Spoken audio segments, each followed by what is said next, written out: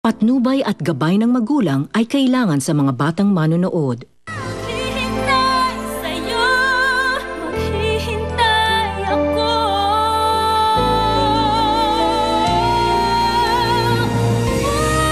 Puso ko'y narito. And do you believe that lie, Prince? Wala ho ako dun. So hindi ko po alam kung sino nagsasabi ng totoo. Well, I'm telling you na sila ang sinungaling. Pinatay ni Zenny si Angeline, ang girlfriend mo. Mukhang talagang mahal mo na nga si Lira. Paano naman ho ako maniniwala sa salita lang, Nay? Ayoko na masaktan uli. Anak po ba talaga ako nila, Mami? Hindi ka pa ba kontento sa sagot ko? Hindi ko maintindihan si Mami. Minsan okay siya sa akin, pero mas madalas hindi. Isa kang Saavedra. Kaya tunay ka nilang anak niya, ha? Notice ng hearing doon sa inapila ni Roxanne sa kaso. Sigurado po kayo, si Leo ang nagsabi sa inyo na hihintuan niyo na ang pag-represent sa akin? Yes, siya mismo nag-utos ito. Malamang, naniniwala na si Leo na may kasalanan ka, Zenny. Naghihintay na ngayon ng impyernong kulungan para kay Zenny.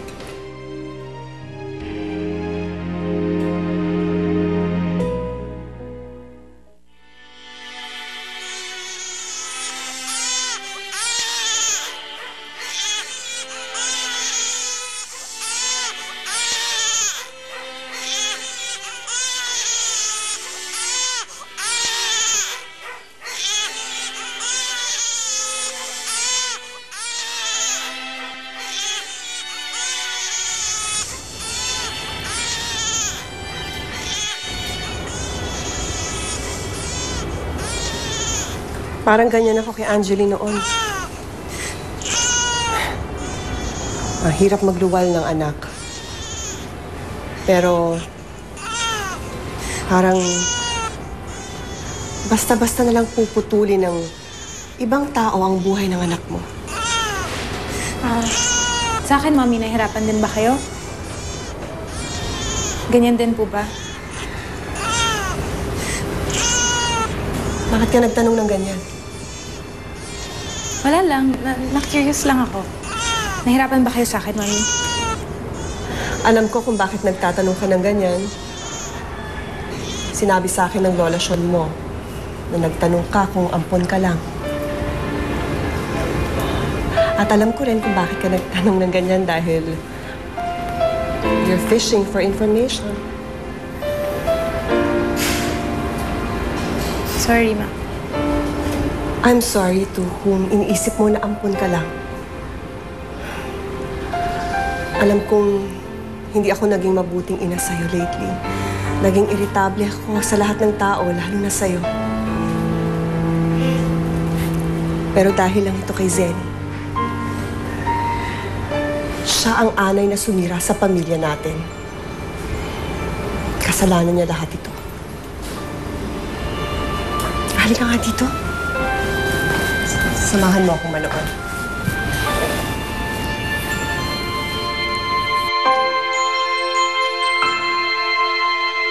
Oh! Si Lira po. Ako, Prince, nahuli ka. Kakaalis lang nila ng inay niya.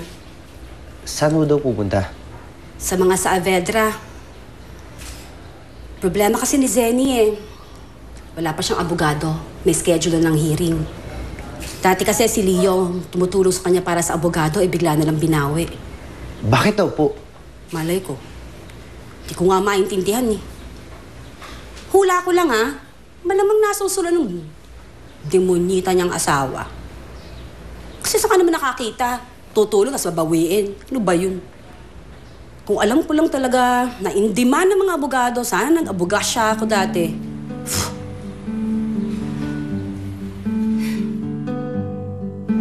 Sir, yung nag-aarap sa inyo.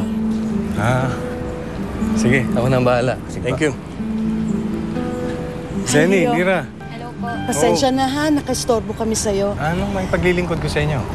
Gusto ko lang malaman kung totoo yung sinabi ni Attorney Feliciano. Inutusan mo daw siya para ihinto na yung pagre-represent sa akin. Yun ba?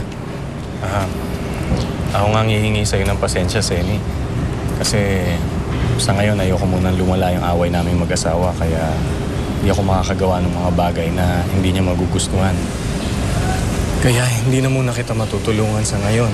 I'm sure maintindihan mo naman ako dahil asawa ko pa rin si Roxanne, di ba?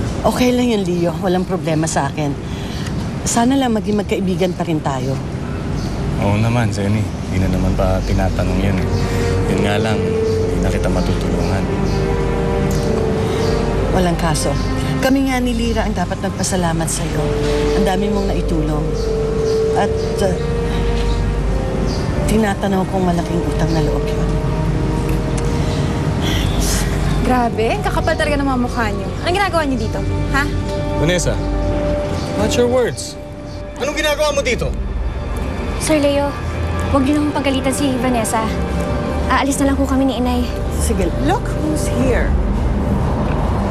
Tinatanong mo, Dad, kung bakit kami nandito. Yayayain ka sana namin lumabas eh. Kaya lang may bisita ka palang basura. Vanessa! Bakit? Totoo naman ah. Totoo naman basura ang mga bisita mo. Huwag niyong pagsalitaan ng ganyan ng nanay ko. Bakit? Nasaktan ka sa sinabi ni Mami. Eh, totoo naman ah. Alam mo, isa ka pa eh. Kunwari anghel ka, eh anak ka naman ng demonyo. Vanessa! ako bang sinasabihan mong demonyo, Vanessa? Bakit hindi ka tumingin sa salamin na makita mo kung sino mas demonyo sa ating dalawa? Hindi ako mamamatay tao. Ano ba ginagawa niyo dito? Humihingi kayo ng pampiyansa sa daddy ko? Ha? Napakinabangan mo na si Angeline. Pati ba naman daddy ko? Kurtonista! Ah!